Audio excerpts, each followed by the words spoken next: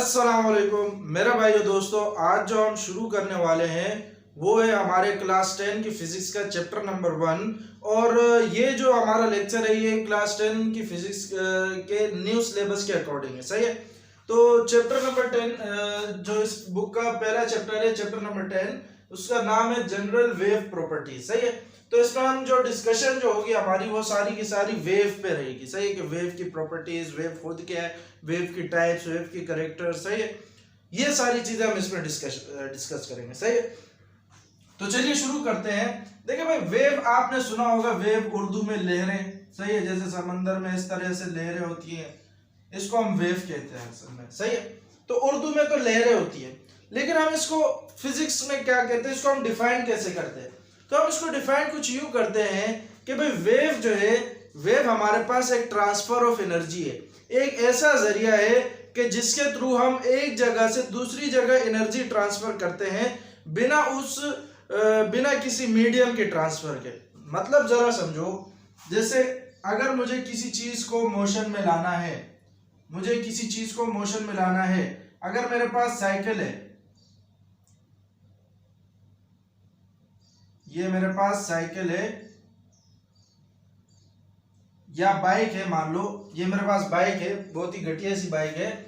अगर मैं इसको हिलाऊंगा तो मैं पीछे से धक्का मारूंगा। सही है। मैं पीछे से इसको अगर धक्का लगाऊंगा तो तभी जाके ये बाइक मोशन में आएगी। सही है। तो इसको मोशन में लाने के लिए मुझे क्या करना पड़ेगा, एनर्जी लगानी पड़ेगी। सही है। अगर आपने क्लास 9 में एनर्जी को गौर से पढ़ा हो तो एनर्जी का हम डेफिनेशन क्या लिखते हैं, ability to do work. Energy क्या है कि भाई किसी भी काम करने की सलाहियत को हम एनर्जी कहते हैं। और काम यानी वर्क क्या है, वर्क की डेफिनेशन में क्या आता है कि भाई अगर आप किसी चीज को, किसी ऑब्जेक्ट को एक जगह से दूसरी जगह ले जाओ, यानी आपने एक ऑब्जेक्ट का डिस्प्लेसमेंट करा दिया, यानी एक कुछ फासला तय करा दिया, तो मतलब आपने क्या किया, वर्क किया है। और वर्क को करने के लिए आपको किस चीज की जरूरत है, एनर्जी। बेसिकली वर्क में क्या है कि एक ऑब्जेक्ट को एक जगह से दूसरी जगह लेके जाना, यानी ऑब्जेक्ट को डिस्टेंस कवर कराना, यानी ऑब्जेक्ट को मोशन में लाना। बात यही है ना। वर्क क्या है भाई, किसी ऑब्जेक्ट को मोशन में लाना। और उस वर्क को करने के लिए किस चीज की जरूरत होती है, एनर्जी। मतलब एनर्जी क्या है, बेसिकली एनर्जी ऐसी सलाहियत है कि जिसके थ्रू आप किसी चीज को मोशन में ला सकते हो। सही। अब अगर मान लो जैसे हमारे पास होता है, अल्लाह आपका भला करे, ये मेरे पास एक रस्सी है। सही है। इस रस्सी को यहां से मैंने पकड़ा हुआ है और मैंने इसको झटका दे दिया। तो झटका देने से होता क्या है कि यहाँ पे इस तरीके से एक कर्व बन जाता है। सही है। वो कर्व थोड़ी देर बाद फिर यहां से, पहले यहां था, फिर थोड़ी देर बाद वो कर्व यहां चला जाएगा, फिर थोड़ी देर बाद वो कर्व यहां पे आ जाएगा। सही है। अब इस कर्व के आने का मतलब क्या है, मतलब ये कि भाई सिंपल, ये रस्सी थी मेरे पास, मैंने इसको झटका दिया तो यहाँ पे कर्व है, यहाँ पे कर्व है, यहाँ पे कर्व है। अब देखो भाई, मेरा हाथ यहाँ पे, यानी एनर्जी सारी की सारी मैंने यहाँ पे लगाई, यहाँ पे मैंने एनर्जी लगाई। मैंने क्या किया, मैंने एनर्जी यहाँ पे लगाई, तो उस एनर्जी की वजह से यहाँ पे जो पार्टिकल थे, ये जो रस्सी का हिस्सा था, ये भी क्या हुआ, मोशन में है। फिर ये वाला हिस्सा मोशन में है, फिर ये वाला हिस्सा मोशन में है, यानी पूरी की पूरी रस्सी मोशन में आ गई। लेकिन आप देखोगे कि ऐसा नहीं हुआ कि ये मैं यहीं पे हूं, मैं यहां से इधर नहीं गया, यानी मैं यहीं पे हूं और मैं इस जगह को मोशन में लाने के लिए यहां से यहां नहीं आया, मैं सिर्फ यहीं पे हूं। सही है। मैं यहीं पे था और ये जगह मोशन में आ गई और सिर्फ मैंने क्या किया, एनर्जी लगाई है। मैं यहीं पे था लेकिन ये जगह भी मोशन में आ गई। अब ऐसा भी नहीं हुआ कि ये जगह इस जगह पे पहुंच गई इसको मोशन में लाने के लिए। देखो ये जगह यहीं पे है, सही, यहीं पे है और ये जगह मोशन में आ गई, ये जगह भी यहीं पे है और ये जगह मोशन में आ गई। सही। तो बेसिकली बात ये है कि भाई ट्रांसफर क्या हो रहा है, एनर्जी ट्रांसफर हो रही है। अगर देखो भाई, अगर कोई चीज मोशन में आ रही है तो मतलब उस पर एनर्जी लग रही है। सही। तो यानी ये जगह अगर मोशन में आ रही है तो इस पे भी एनर्जी लग रही है, ये जगह अगर मोशन में आ रही है तो इस पे भी एनर्जी लग रही है। लेकिन अगर आप देख सको तो रस्सी के जो ये पार्टिकल है, ना ही ये यहां से यहां गया, ना ही ये यहां से यहां गया। सही है। ना ही ये पार्टिकल यहां से यहां गया, बस जो पार्टिकल जहां पे था उसी पोजीशन में ऊपर गए फिर नीचे आए, सही है। इस तरह का काम हुआ है ना। ये नहीं हुआ कि भाई वो पार्टिकल फिर आगे जाके उसने दूसरे को ऊपर नीचे कर दिया, ऐसा नहीं हुआ, सही है। वहीं पे ये ऊपर और नीचे हुआ, सही है। तो इसी चीज का नाम है वेव, कि भाई बिना पार्टिकल के ट्रेवल किए, यानी पार्टिकल को यहां से यहां हम लेकर नहीं गए, लेकिन फिर भी हमने इस रस्सी के इस जगह को मोशन में ले आए, सही है। फिर रस्सी के इस जगह को मोशन में ले, यानी मतलब पार्टिकल यहीं पे रहा और हमने एनर्जी यहां से यहां ट्रांसफर करा दी। तो जो पार्टिकल ट्रेवल ना करे, यानी कोई मैटर ट्रेवल ना करे, कोई चीज ट्रेवल ना करे, सिर्फ एनर्जी ट्रेवल कर जाए, एनर्जी क्या कर जाए, ट्रेवल कर जाए, तो हमारे पास, हम इसको कहते हैं, ये हमारे पास क्या है, वेव। तो वेव बेसिकली क्या है कि भाई एनर्जी को एक जगह से दूसरी जगह ट्रांसफर कराना without the transfer of matter. आपको मैं एक बढ़िया सी एग्जांपल दे दूं। जैसे हमारे पास स्कूल में अगर किसी ने किया हो, जब हमारे पास असेंबली होती है या किसी भी चीज के लिए हम ऐसे लाइन लगाते हैं, ये एक बच्चा खड़ा है, ये दूसरा, ये तीसरा, ये चौथा, ये पांचवा, ये छठा, सही, ये 6 बंदे लाइन में खड़े हुए। अब देखो भाई, इस वाले बंदे को, ये पहले वाले बंदे को, ये पहला, ये दूसरा, ये तीसरा, ये चौथा, ये पांचवा, ये छठा, इस पहले वाले बंदे की इस चौथे वाले बंदे से दुश्मनी है, मान लो दुश्मनी है, सही है। और इसको सूझी है, इसको शरारत सूझी है कि भाई मैंने इस चौथे वाले बंदे को हिलाना है, यानी गिराना है या दिक्कत देना, कुछ भी करना है। तो अब ये क्या करे कि भाई लाइन से निकल के आए और इसको धक्का दे, तो फिर तो ये भी इसको पीटने लग जाएगा। ये चाह ये रहा है कि मैं इसके साथ छेड़खानी करूं और इसको पता भी ना चले, तो ये करता ही है कि ये इसको धक्का देता है, ये मोशन में आता है तो ये इसको धक्का देता है, ये मोशन में आता है तो ये इसको धक्का देता है, तो ये भी मोशन में आ जाता है, ये मोशन में आता है तो ये इसको धक्का देता है, ये मोशन में आता है तो इसको धक्का देता है। अब देखो, सिर्फ एनर्जी किसने लगाई, एनर्जी सिर्फ पहले वाले बंदे ने लगाई और नतीजे में छठा बंदा भी हिल गया। और आप देख सकते हो कि पहला वाला बंदा वहीं पे खड़ा, सही। अक्सर हम करते हैं ना, बचपन में स्कूलों में करते हैं कि भाई, हमने भी किया बहुत, कि भाई लाइन में खड़े होते, पीछे से धक्का देते तो आगे तक पूरी लाइन हिल जाती है, सही। तो क्या हुआ, एनर्जी का पूरा ट्रांसफर हुआ है, लेकिन मैं वहीं पे खड़ा हूं, यानी पहला वाला बंदा वहीं पे खड़ा है जहां पे था, वो खुद नहीं गया, बल्कि उसने अपनी एनर्जी क्या कर दी, ट्रांसफर कर दी। तो इसी एनर्जी के ट्रांसफर करने को without the transfer of matter, इसको हम कहते हैं वेव, सही। तो आपको भी समझ आ गया होगा, सही है। तो हम इसकी जरा डेफिनेशन लिख लेते हैं कि भाई वेव एक्चुअल में क्या है, wave is the transfer of energy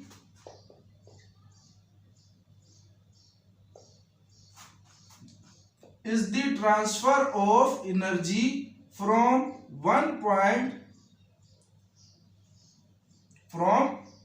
point to another point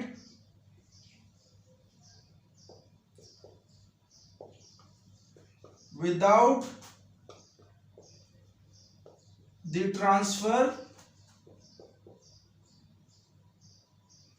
of matter, सही है।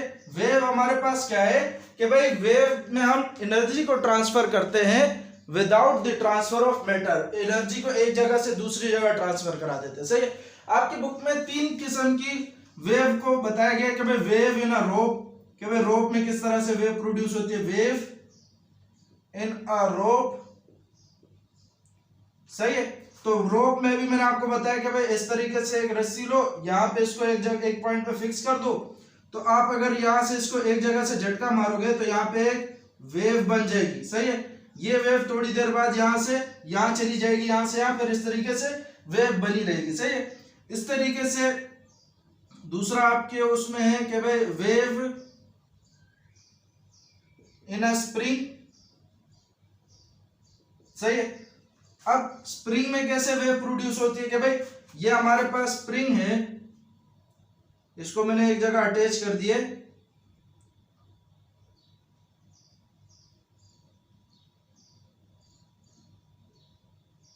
सही है। यहां से जब मैं इसको खींचता हूं, जब मैं इसको स्प्रिंग को यहां से खींचूंगा तो ये स्प्रिंग क्या होगा, बार बार दबना खुलना दबना खुलना दबना खुलना। यानी जब मैं स्प्रिंग को खींचूंगा तो ये जब इस तरफ आएगा, या सॉरी मैं जब स्प्रिंग को दबा दूंगा मिसाल के तौर पे, तो ये अपना एक पार्टिकल इस पे एनर्जी लगाएगा, ये एनर्जी इस पे लगाएगा, ये फिर इस पे एनर्जी लगाएगा, इस पे, ये इस पे, ये इस पे, ये वाला इस पे एनर्जी लगाएगा, ये इस पे एनर्जी लगाएगा, इस पे एनर्जी लगाएगा। सही है। तो सारे जो है वो आपस में मोशन में आ जाएंगे। सही है। लेकिन ये ऐसा नहीं है कि ये वाला कॉइल आके इधर आ गया। सही है। तो इस वेव इन स्प्रिंग आपको दिखाएंगे। सही है। वाटर वेव तीसरा जो आपके उसमें दिखाया गया वाटर वेव। सही है।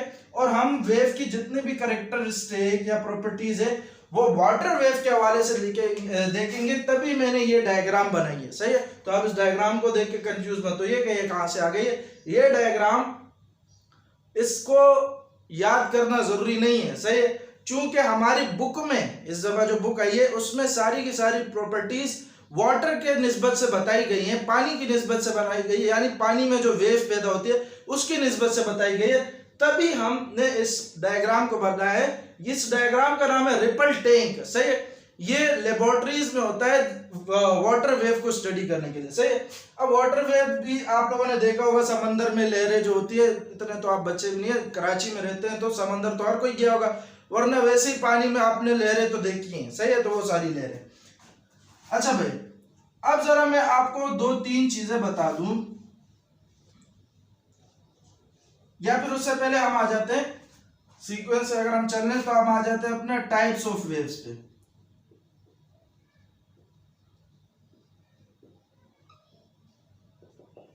टाइप्स ऑफ वेव्स, ये टाइप्स जो हैं, ये देखो भाई, हर किसी चीज की जब टाइप्स बनाई जाती हैं, जब किसी चीज की टाइप्स बनाई जाती है तो वो किसी ना किसी बुनियाद पे बनाई जाती है, किसी ना किसी बेसिस पे बनाई जाती है। सही है। तो वेव की दो किस्म की टाइप्स देखेंगे हम। सही है। एक टाइप जो है वो इसकी ट्रेवल की बुनियाद पे कि भाई वेव ट्रेवल कैसे करती है, और एक जो किस्म है, एक जो टाइप है वो हम देखेंगे कि भाई दूसरी है जिसमें हमें ये देखते हैं कि भाई वेव को ट्रेवल करने के लिए मीडियम की जरूरत है कि नहीं है। सही है। तो अब जो हम देख रहे हैं कि भाई ये वेव ट्रेवल कैसे करती है, एक जगह से दूसरी जगह जाती कैसे है, तो ये वो वाली टाइप से। सही है। इसमें पहले नंबर पे आ जाता है हमारे पास ट्रांसवर्स वेव। Transverse wave. सही है। ट्रांसवर्स वेव आप सभी ने देखी है, जो आपके पास इस तरीके की लहरें होती हैं, ये आपके पास ट्रांसवर्स कहलाती है। सही है। अब ये तो आप समझ गए कि भाई इस तरीके की जो लहरें हैं ये ट्रांसफर है। अब इसको डिफाइन कैसे करते हैं, देखो भाई, जब हम इस रस्सी को जर्क देते, झटका देते, तो यह होता क्या है कि भाई यहां पे ये बल्ब बन जाता है। सही है। वेव बन जाती है। अब हुआ क्या है असल में, या फिर मैं इसको इस तरह से बना देता हूं, ये रस्सी है मेरे पास, यहां पे मैंने इसको झटका दिया तो यहां पे इस तरीके से बल्ब बन गया। हुआ क्या है, ये वाला पार्टिकल क्या आ गया, मोशन में आ गया। सही। अब यहां पे मैं एक दो लफ्ज इस्तेमाल करूंगा तो उसी को समझा रहा हूं कि भाई ये वाला पार्टिकल क्या हुआ, मोशन में आ गया, यानी ये ऊपर चला गया, ऊपर जाएगा फिर वापस नीचे आएगा। सही है। तो फिर इस तरीके से ये वेव आगे बढ़ेगी और यहां पे बनेगी, फिर ये वाला पार्टिकल इस तरीके से ऊपर जाएगा, फिर नीचे आएगा, फिर ये वेव यहां पे बनेगी। सही है। अब देखो भाई, जिस पॉइंट पे ये रस्सी का ये पार्टिकल, रस्सी में बहुत सारे पार्टिकल हैं, ये देखो ये पार्टिकल जब मैंने झटका नहीं दिया तो ये पार्टिकल रेस्ट में, तो ये जब रेस्ट में होता है इस वाली पोजीशन को हम नाम देते हैं मीन पोजीशन। कौन सी पोजीशन भाई, मीन पोजीशन। सही है। फिर जब हम इसको झटका देते हैं तो जब ये वेव क्रिएट करता है, सही है, वेव जब बनती है तो ये पार्टिकल ऊपर जाता है, तो जितना ऊपर जाता है, मतलब ऊपर जानते वक्त जो इसका एंड पॉइंट होता है, उसके बाद फिर ये नीचे आने लग जाता है, तो उस एंड पॉइंट को हम कहते हैं एक्सट्रीम पोजीशन। कौन सी पोजीशन भाई, एक्सट्रीम पोजीशन। तो ये दो बातें आप लोगों ने बहुत अच्छी से याद करनी है कि भाई जिस पॉइंट पे रेस्ट में था, यानी वेव से पहले वाला पॉइंट, यानी जिस पॉइंट पे रेस्ट में था वो मीन पोजीशन, और फिर जो ऊपर या फिर नीचे दोनों तरफ जा सकता है, तो उस पॉइंट पे जब गया जो सबसे ऊपर वाला पॉइंट, उसको वेव बनने के बाद तो वो एक्सट्रीम पोजीशन है इसका। सही है। अब इसी पार्टिकल के इस तरह से ऊपर नीचे जाने को हम नाम देते हैं वेव मोशन। क्या नाम है भाई, वेव मोशन क्या है कि पार्टिकल का ऊपर नीचे जाना, ये हमारे पास वेव मोशन, सही है। वेव मोशन क्या है कि पार्टिकल का ऊपर नीचे जाना, लेकिन वेव का एक जगह से दूसरी जगह जाना ये कहलाता है वेव का ट्रेवल करना। तो वेव का ट्रेवल करना अलग है, वेव मोशन एक अलग चीज है, सही है। तो वेव मोशन क्या है, किसी पार्टिकल का ऊपर नीचे होना, और वेव का ट्रेवल करना यानी एक जगह से दूसरी जगह जाना, सही है। तो मैं ट्रांसवर्स वेव को इसी तरह से डिफाइन करता हूं कि भाई हमारे पास, अब जरा गौर से देखो, ये मेरे पास ये रस्सी है, हमारे पास जो वेव की मोशन है वो ऊपर नीचे की तरफ हो रही है, इस तरह से है कि नहीं है। हमारे पास जो ये वेव की मोशन है वो ऊपर और नीचे हो रही है, लेकिन हमारे पास वेव जो है वो किस तरफ जा रहा है, वेव हमारे पास इस डायरेक्शन में जा रहा है। ऐसा है कि नहीं है कि भाई रस्सी में पहले तो यहां बनता है, फिर उसके बाद थोड़ा सा आगे जाके वेव बनती है, फिर उसके बाद और आगे जाके वेव बनती है, सही है। तो यानी ट्रेवल करने की डायरेक्शन इस तरफ है और वेव मोशन की डायरेक्शन इस तरफ है, यानी दोनों आपस में कितना एंगल बना रहे हैं, 90 डिग्री, यानी दोनों आपस में क्या है, परपेंडिकुलर। तो अगर वेव मोशन और वेव का ट्रेवल करना ये दोनों आपस में परपेंडिकुलर हो तो हम इसको नाम देते हैं, ऐसे वेव को हम नाम देते हैं ट्रांसवर्स वेव। बात समझ आ गई। अब जरा इसकी डेफिनेशन लिख लेते हैं, क्या है भाई, the wave in which the wave which travel perpendicular पर इसको जरा नीचे लिख लेते हैं, the wave which travel perpendicular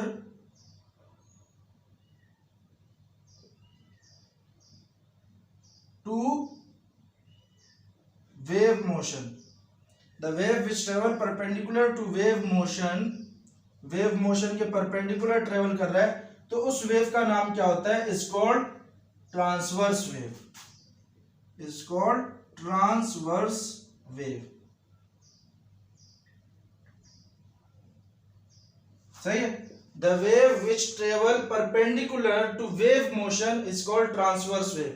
wave motion के अगर परपेंडिकुलर है कौन, वेव का ट्रेवल करना, वेव का ट्रेवल करना मतलब वेव का एक जगह से दूसरी जगह जाना, और वेव मोशन का मतलब पार्टिकल का ऊपर नीचे होना, तो ये दोनों आपस में अगर परपेंडिकुलर हैं तो ऐसे वेव को हम नाम देते हैं ट्रांसवर्स वेव, सही है। अच्छा भाई अब जरा इसी ट्रांसवर्स वेव, अच्छा इसकी दूसरी टाइप है लॉन्गिट्यूडनल वेव, लेकिन उसको थोड़ी देर बाद डिस्कस करते हैं। इसी ट्रांसवर्स वेव में कुछ एक दो तीन चीजें उसको डिस्कस कर लेते हैं, इसको जरा नोट कर लीजिए, सही है, साथ साथ नोट्स भी बनाते जाइए।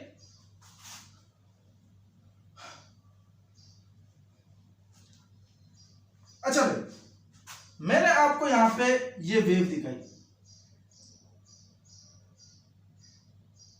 सही है,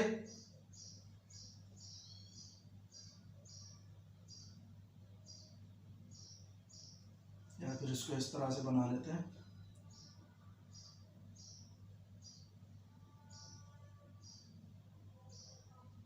सही, ये वेव मैंने आपको दिखाई, सही है, या फिर ऐसे भी बना सकते हो, ऐसे भी बना सकते हो, सही, ये मैंने आपको क्या दिखाई, वेव, लेकिन इस वाले में ज्यादा अच्छे से समझ आएगा।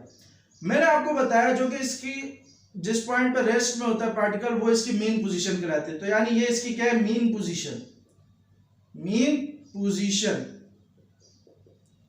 और यहां पे क्या है इसकी एक्सट्रीम पोजीशन,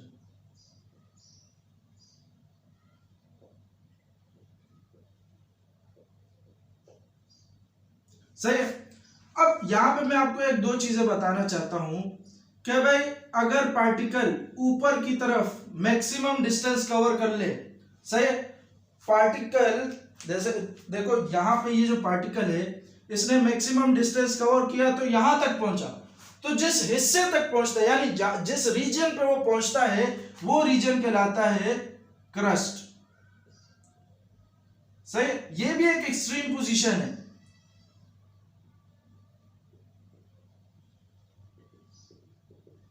लेकिन ऊपर वाला एक्सट्रीम पोजीशन कहलाता है क्रस्ट और नीचे वाला एक्सट्रीम पोजीशन कहलाता है ट्रफ, सही है। तो ये बात जरा समझ लीजिए कि भाई अगर आप ऊपर की तरफ जाते हैं, वेव अगर ऊपर की तरफ जाता है, तो ऊपर की तरफ जाते हुए जहां पे मतलब अब ऊपर जाएगा, ऊपर जाने के बाद इसको नीचे आना है, तो ऊपर जाते हुए एक ऐसा पॉइंट होगा कि जिसके बाद वो नीचे आना शुरू करेगा। तो वो सबसे मैक्सिमम वाला पॉइंट, जो सबसे ऊंचा पॉइंट जिसके बाद वो नीचे आना शुरू करता है, तो वो ऊपर वाला कहलाता है क्रस्ट। लेकिन वो मैक्सिमम पॉइंट जो नीचे होता है जिसके बाद वो ऊपर जाना शुरू करता है, वो नीचे वाला पॉइंट कहलाता है ट्रफ। सही है।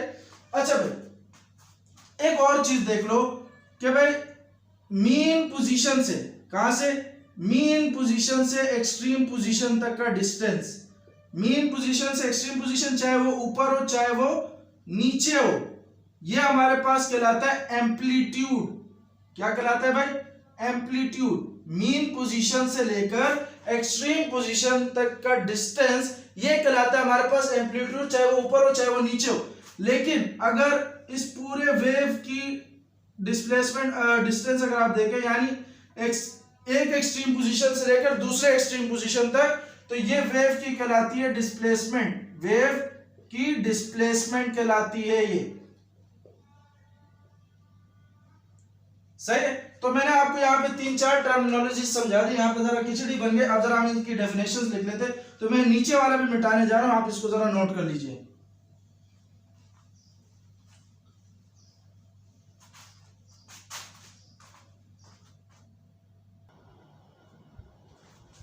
अच्छा भाई, तो ये हमने लिख लिया क्रस्ट, ट्रफ और एम्पलीट्यूड के बारे में, जो मैंने अभी आपको बताया कि भाई क्रस्ट के वो पॉइंट मीडियम का, मीडियम यानी जिसमें से वेव ट्रेवल कर रही है, तो मीडियम का वो पॉइंट जो कि maximum amount of distance cover, amount of distance displacement cover करे, लेकिन अपवर्ड ऊपर वाला डिस्प्लेसमेंट, तो वो पॉइंट कहलाता है हमारा क्रस्ट। सही है। तो यानी इस तरीके से ऊपर वाला जो सबसे ऊंचा वाला पॉइंट होता है ये हमारा कहलाता है क्रस्ट, लेकिन जो नीचे वाला सबसे नीचे वाला पॉइंट जो होता है ये हमारे पास कहलाता है ट्रफ। सही है। और क्रस्ट की ऊंचाई या डेप्थ, ट्रफ की गहराई, यानी height of crest, depth of trough, इन दोनों को हम क्या कहते हैं? एम्पलीट्यूड, हाइट ऑफ क्रस्ट और डेप्थ ऑफ ट्रफ। या फिर आप इसको ऐसे भी कह सकते हो, the distance between mean position and the extreme position is called its amplitude. सही है। अब जरा अपना आगे बढ़ते हैं दूसरे टाइप पे।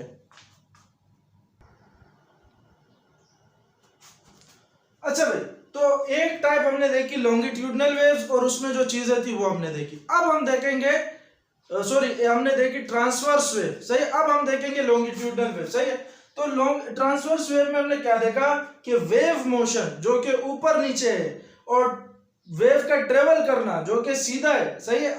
तो ये दोनों आपस में क्या, परपेंडिकुलर। लेकिन लॉन्गिट्यूडनल वेव में हम क्या देखते हैं कि भाई जो वेव की मोशन है और वेव का ट्रेवल करना दोनों एक ही डायरेक्शन में, यानी दोनों पैरेलल है, तो इससे वेव को हम कहते हैं लॉन्गिट्यूडनल वेव। अगर वेव की मोशन और वेव का ट्रेवल करना दोनों आपस में पैरेलल है, तो ये कहलाती है हमारे पास लॉन्गिट्यूडनल वेव।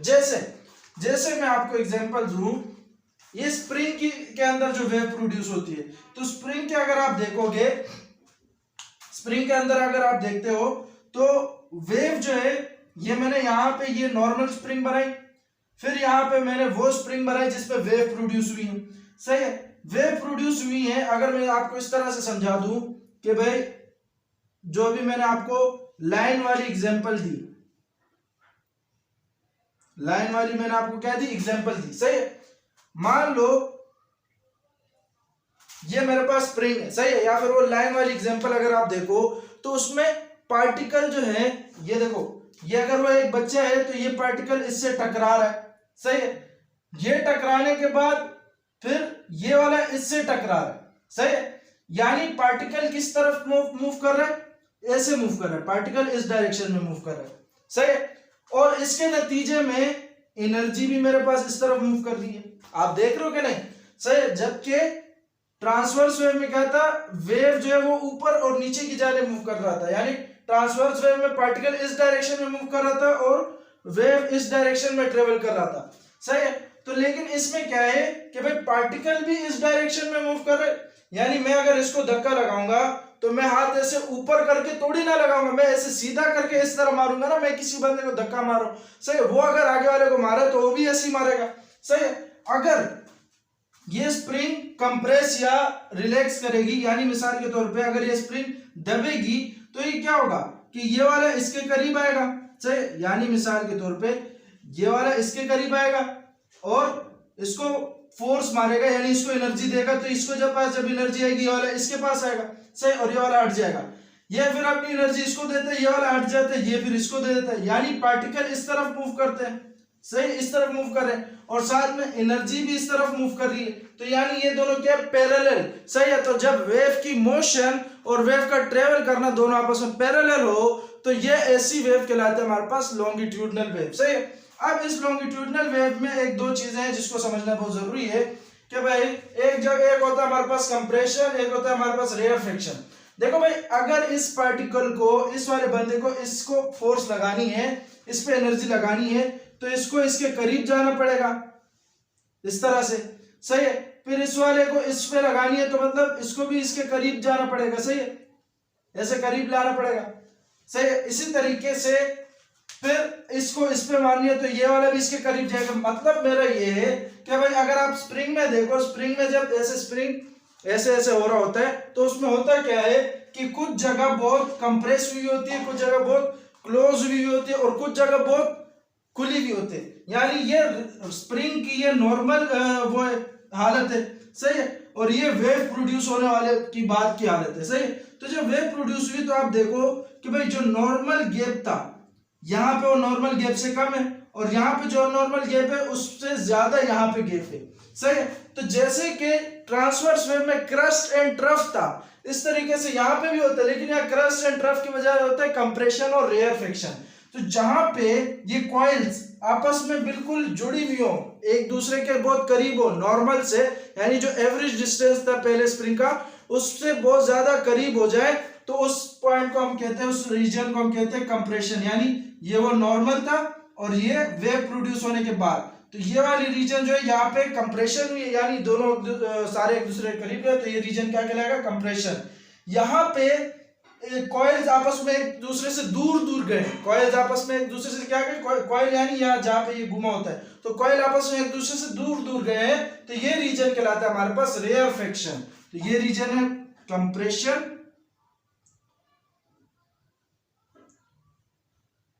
और ये रीजन हमारे पास है रेयरफेक्शन, सही है। तो यहाँ पे मैंने डेफिनेशंस भी लिख दिया, आप जरा इसको नोट कर लीजिएगा, सही है। अब जरा आते हैं, ये तो हमारे पास थी कि भाई ट्रेवल करने की बुनियाद पे वेव्स की जो दो टाइप्स थी वो हमने डिस्कस कर ली। अब जरा वेव की दो टाइप्स है जो कि मीडियम के बेसिस पे है, उसको जरा हम देख लेते हैं, सही है। आप लोगों ने सुना होगा कि भाई लाइट भी एक वेव की शक्ल है, सही है। तो लाइट भी एक वेव है, पानी में भी एक वेव है, तो दोनों में फर्क है, सही है। रेज जो हमारे पास होती हैं, रेज जो हमारे पास होती है वो भी एक वेव है, जैसे कि एक्सरे है, माइक्रोवेव है, यानी जो ओवन के अंदर जो माइक्रो जो वेव्स होती है वो भी वेव्स है, सही। अल्ट्रावायलेट रेज है वो भी वेव है। तो ये सारी वेव्स और ये जो पानी में प्रोड्यूस होने वाली वेव्स जो है हमारे पास मैकेनिकल रस्सी में पैदा होने वाली वेव्स हैं, साउंड वेव्स हैं, तो इन सब में फर्क क्या है, सही। तो ये हम इन दो डिफरेंस में देखेंगे, इलेक्ट्रोमैग्नेटिक वेव्स। अच्छा, आपने एक बात याद रखनी है जो मैं बताना भूल गया, आपके पास जो साउंड वेव्स होती हैं ये आपके पास होती है लॉन्गिट्यूडनल वेव्स, बजाय ट्रांसफर ये लॉन्गिट्यूडनल वेव होती है, सही है। यानी इसमें पार्टिकल की मोशन और एनर्जी का ट्रेवल जो होता है ये दोनों आपस में पैरेलल होता है। अच्छा भाई, मैकेनिकल वेव्स, इलेक्ट्रोमैग्नेटिक वेव्स, मैं इसका जरा आखिरी पॉइंट पहले लिख देता हूं कि भाई हमारे पास इसमें हम 5 पॉइंट लिखेंगे, आखिरी पॉइंट में मैं इसके एग्जांपल लिखूंगा। ये एग्जांपल मैं पहले इसलिए लिख रहा हूं ताकि आपको कंफ्यूजन ना हो कि भाई हम कौन कौन सी वेव्स पढ़ रहे हैं, सही है। मैकेनिकल वेव्स जो होती है हमारे पास, जैसे कि वाटर के अंदर जो प्रोड्यूस होने वाली वेव्स है, वाटर वेव्स, हमारे पास साउंड वेव, साउंड वेव भी एक मैकेनिकल वेव है। हमारे पास वेव इन अ रोप, सही है, बहुत सारी ऐसी वेव है, ये हमारे पास क्या है, मैकेनिकल वेव, सही है, वगैरह वगैरह वगैरह। इसी तरीके से यहां पे अगर हम आए तो इसमें हम लिखेंगे कि भाई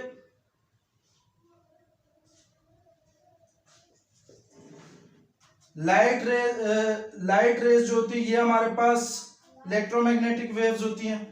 हमारे पास जो एक्सरेज होती हैं, हमारे पास जो माइक्रोवेव्स होती हैं, सही है, ये सारी की सारी हमारे पास क्या होती है, इलेक्ट्रोमैग्नेटिक वेव, सही है।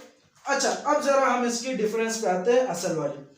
पहली डिफरेंस जो है वो है कि भाई मैकेनिकल वेव्स एक ऐसी वेव्स है कि जिसको ट्रेवल करने के लिए किसी ना किसी मीडियम की जरूरत है। यानी मिसाल के तौर पे मैं आपको बोलूं कि पानी अगर नहीं है और आप वेव जनरेट करके दिखाओ पानी वाली, तो आप नहीं कर सकते। आप बोलोगे कि लाजमी सी बात है वाटर वेव जो होगी वो वाटर में की वजह से ट्रेवल करती है। यानी मैं आपको बोलूं आप रस्सी के बगैर वेव इस तरह से करके दिखाओ, तो आप बोलो, मैं कह रहा हूं, मेरे बोलने का मतलब है आप एक तो रस्सी को ऐसे झटका मार के वेव प्रोड्यूस कर रहे हो, लेकिन आप बगैर रस्सी यानी खाली हाथ ऐसे मार के वेव प्रोड्यूस कर दो तो वेव तो प्रोड्यूस हो ही नहीं रही।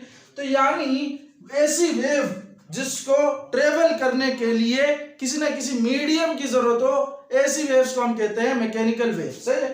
तो और ऐसी वेव्स जिसको ट्रेवल करने के लिए किसी मीडियम की जरूरत नहीं होती वो कहलाती है इलेक्ट्रोमैग्नेटिक वेव्स, जैसे कि लाइट रेज है।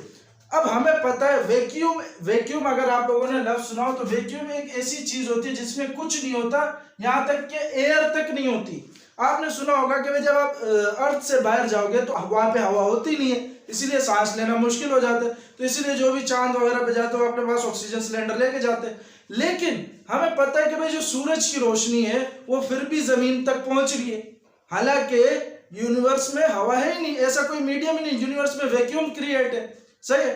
तो अर्थ के बाहर वैक्यूम क्रिएट है, लेकिन फिर भी लाइट की जो रोशनी है वो जमीन तक पहुंच रही है। तो इसका क्या मतलब है कि भाई लाइट की रोशनी को किसी मीडियम की जरूरत नहीं है, यानी किसी सहारे की जरूरत नहीं है कि भाई वो उसको वहां से लेकर यहां तक लाके छोड़े, सही। यानी उसको किसी चीज की जरूरत नहीं कि जो उसको वहां से लेकर आए, वहां से उठाए और यहाँ पे लाके छोड़ दे, सही। तो इलेक्ट्रोमैग्नेटिक वेव्स क्या है कि भाई mechanical waves, these waves do not require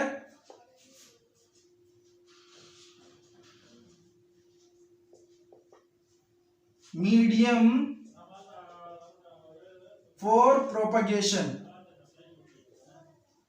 सही है। प्रोपगेशन का मतलब होता है वेव का एक जगह से दूसरी जगह जाना।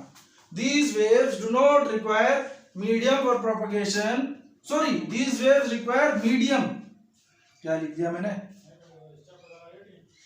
उल्टा लिख दे, these waves require medium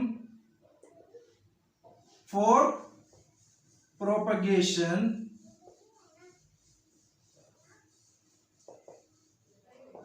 और these waves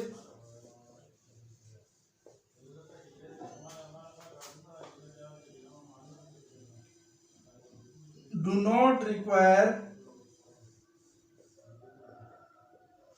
medium for propagation, यानी इन वेव्स को प्रोपगेट करने के लिए, प्रोपगेशन यानी एक जगह से दूसरी जगह ट्रेवल करने के लिए कोई मीडियम की जरूरत नहीं होती है। These waves require medium for propagation, सही है। अच्छा भाई, these waves are produced by vibration of medium, और जबकि ये वाली वेव्स जो हैं, these waves are produced by changing electric and magnetic field.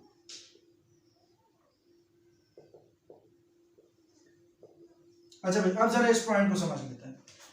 आप लोगों ने 9th क्लास में मोशन वाले चैप्टर में टाइप्स ऑफ मोशन तो पढ़े होंगे। उसमें आपने एक वाइब्रेटरी मोशन पढ़ा होगा।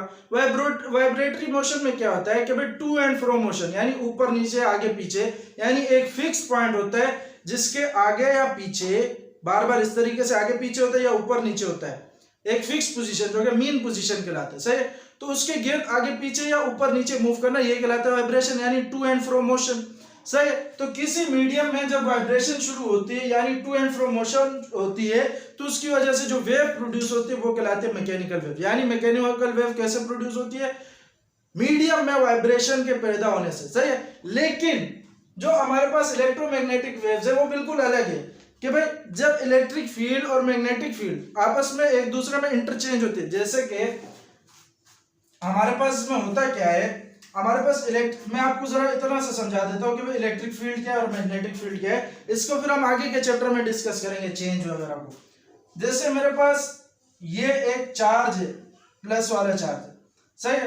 तो इस प्लस चार्ज के गिर्द एक ऐसी फील्ड होगी, यानी मान लो वो फील्ड यहां तक है, या फिर मैं एक ऐसा कह सकता हूं, आपको इतना तो पता है कि प्लस माइनस आपस में एक दूसरे को अट्रैक्ट करते हैं।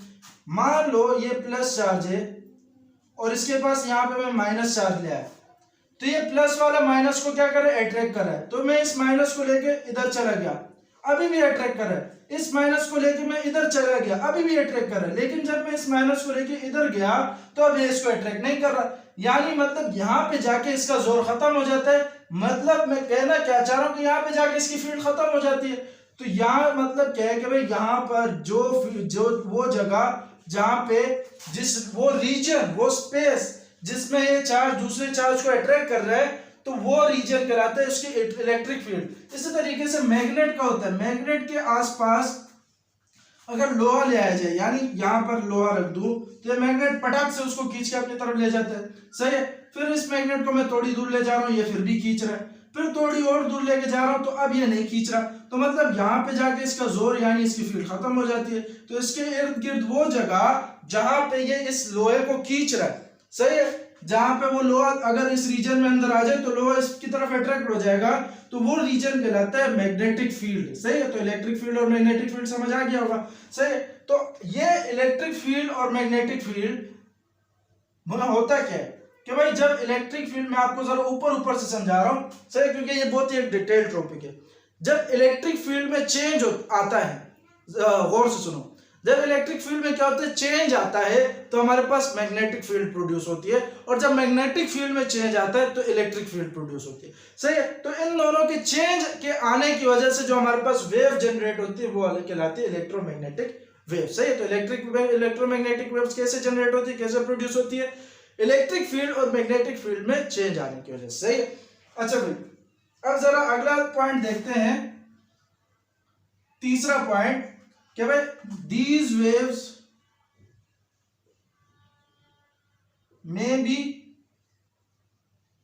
transverse और longitudinal। सही है? हमारे पास जो मैकेनिकल वेव्स है वो ट्रांसवर्स भी हो सकती है और लॉन्गिट्यूडनल भी हो सकती है, लेकिन these waves are always transverse, यानी ये वेव जो होती है हमारे पास हमेशा क्या रहती है, ट्रांसवर्स वेव्स होती है हमारे पास। इलेक्ट्रोमैग्नेटिक वेव्स होती है वो क्या होती है, ट्रांसवर्स। सही है? अच्छा भाई, चौथा पॉइंट कि भाई ये वेव जो होती है, these waves can not travel in vacuum. ये वेव जो होती है हमारे पास वैक्यूम में ट्रेवल नहीं कर पाती। यानी मतलब क्या है इसका, कि क्योंकि वैक्यूम में कोई मीडियम होता ही नहीं है, कुछ भी नहीं होता, तो हमारे पास ये वेव जो है ये ट्रेवल नहीं कर पाती। और हमने ऊपर वाले पॉइंट में डिस्कस किए कि मैकेनिकल वेव्स को ट्रेवल करने के लिए किसी ना किसी मीडियम की जरूरत होती है। सही है? और these waves can travel through vacuum